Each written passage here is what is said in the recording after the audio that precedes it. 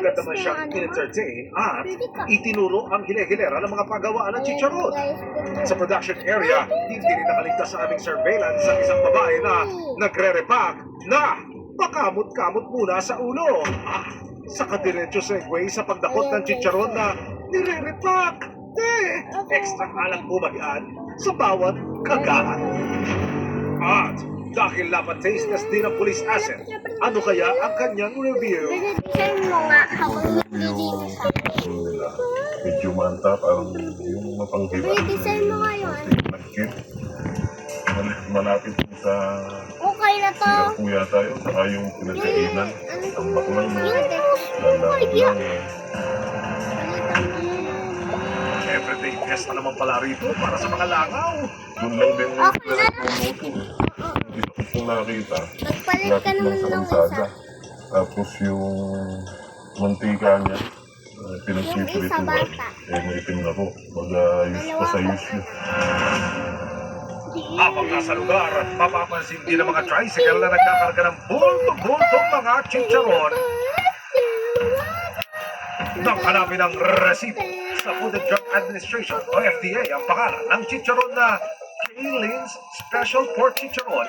Walang lumabas sa mga resulta, ibig sabihin, hindi rehistrado at aprobadong food product ang K-Lin's Special Pork Chicharon kung hindi ho mabibigyan ng approval o hindi ho dumaan sa Food and Drug Administration ang isang produkto, partikular mga pagkain, ano po?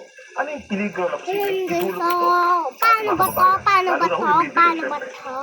Actually, masyado pong mapanganib kung hindi ito dumaan sa evaluation ng quality at of course safety ng Food and Drug Administration. Kaya po ito ay maaaring magdulot ng panganib sa kanilang kalusugan.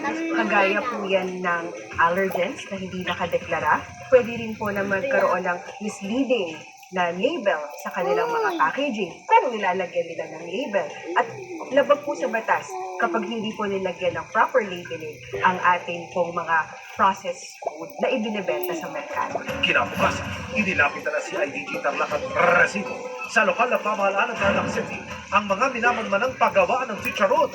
Sir, nakatingin pa ka ng written order. Makalipas lang ang isang oras, may hiling ka pa, subong o reklamo. Nagpa siya ang inspection team ng City Health Office na mag-surprise inspection sa lugar. At pagdating sa komunidad, may solusyon!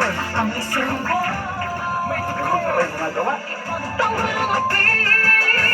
iwang siyang Hindi po maayos yung